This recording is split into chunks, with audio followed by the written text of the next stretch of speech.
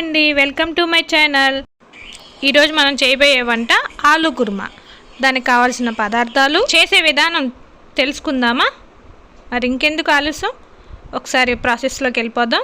ముందుగా ఉడకబెట్టిన ఆలుగడ్డలు తీసుకొని పొట్టు తీసి పక్కన పెట్టుకొని, పొట్టు ఫ్రీగా రావడానికి మనం కొంచెం సాల్ట్ వేసి ఉడకబెట్టేసుకుంటే మంచిగా బంగాళదుంప మీద ఉన్న పొట్టంతా మంచిగా వస్తుందండి.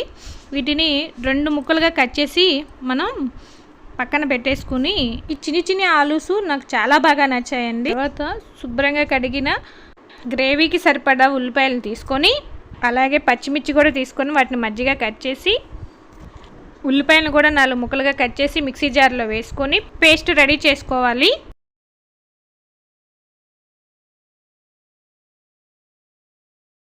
దీని తర్వాత ఇంకో పేస్ట్ కూడా మనం పట్టుకోవాలి. వాటికి కావాల్సిన పదార్థాలు: జీడిపప్పు, కొబ్బరి, నువ్వులు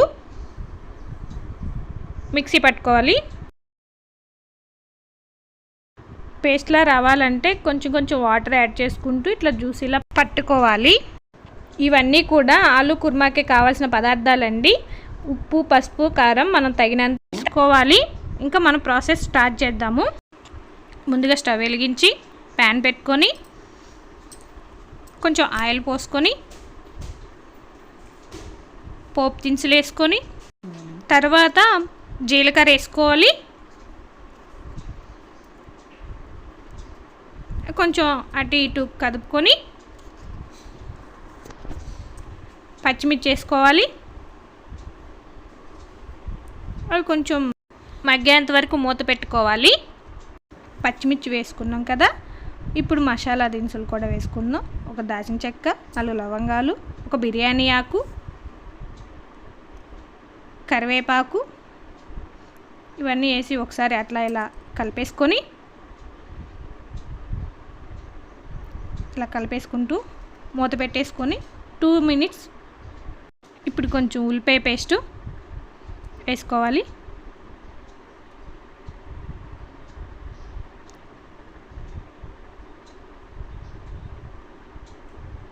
ఉల్లిపాయ పేస్ట్ వేసుకుని కొంచెం పసుపు, కావలసినంత ఉప్పు వేసుకోవాలి. ఆ మొత్తం మిశ్రమాన్ని గంటితో తిప్పుకోవాలి.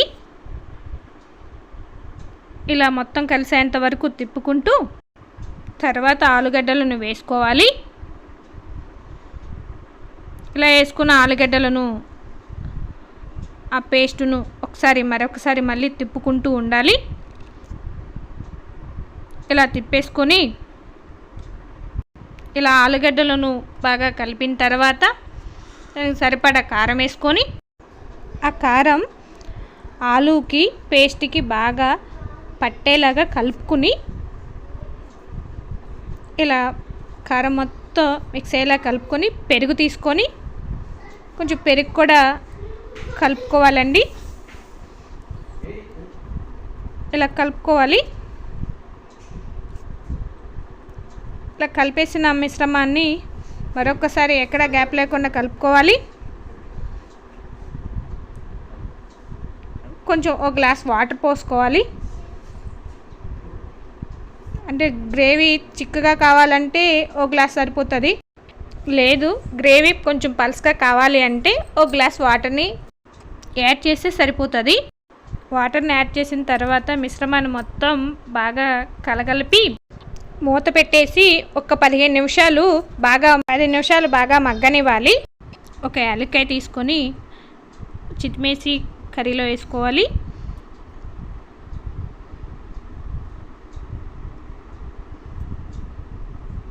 నెక్స్ట్ కొంచెం మసాలా కోసం 1/2 టీ స్పూన్ మసాలా యాడ్ చేసుకోవాలి, గరం మసాలా. ఇలా కలిపేసుకొని ఒక్కసారి మూత పెట్టుకొని ఒక 5 మినిట్స్ ఆగినాక కొత్తిమీర తీసుకొని అలా పైన గార్నిష్ చేసుకుంటే అంతే, ఎంతో రుచికరమైన గుమగుమలాడే ఆలు కుర్మా రెడీ. ఇదండి ఈరోజు మన వంట పదార్థం. మళ్ళీ ఇంకొక వీడియోతో నెక్స్ట్ మనం కలుద్దాం. ఈ వీడియో మీకు నచ్చిందని ఆశిస్తున్నాను. నచ్చితే లైక్ చేయండి, షేర్ చేయండి, కామెంట్ చేయండి. సబ్స్క్రైబ్ చేయడం మాత్రం మర్చిపోమకండి. బాయ్ అండి. థ్యాంక్ యూ అండి.